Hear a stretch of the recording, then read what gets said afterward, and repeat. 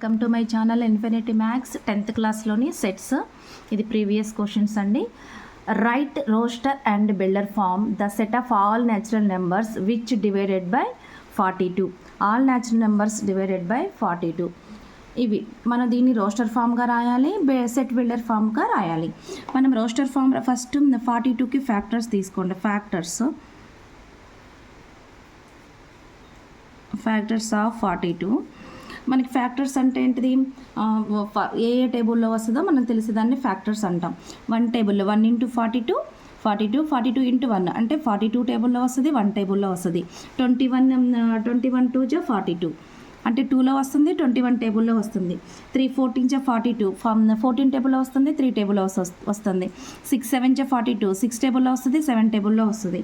So 14 21 42 ఇవి వచ్చి మనకి 42 ఫ్యాక్టర్స్ అనమాట. 1 2 3 6 7 14 3 14 × 42 అంటే 3 టేబుల్లో వచ్చింది, 14 టేబుల్లో వచ్చింది. 2 21 × 42 21 టేబుల్లో వచ్చింది, 2 టేబుల్లో వచ్చింది.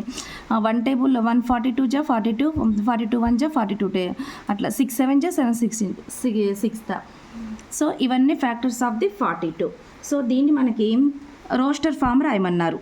రోస్టర్ ఫామ్ అంటే ఇవన్నీ కామా పెట్టి రాసేదాన్ని మనం కర్లీ బ్రాకెట్స్ వేయాలి. 1 2 3 6 7 14 21 42. దీని రోస్టర్ ఫామ్.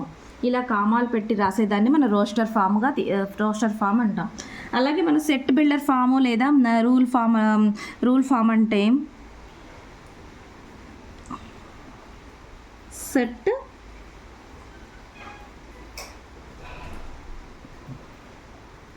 అంటే మనం సింబల్స్లో రాయాలి అంటే x such that x belongs to N. X belongs to N అంటే ఇక్కడ ఎక్స్ 1 2 3 తీసుకున్నాం. ఇది ఎలా, ఎన్ అనేది ఆల్ న్యాచురల్ నెంబర్స్ కదా, ఎక్స్ అనేది ఏంటిది, X is a factors of 42. ఇలా సింపుల్గా రాసుకునేదాన్ని మనం.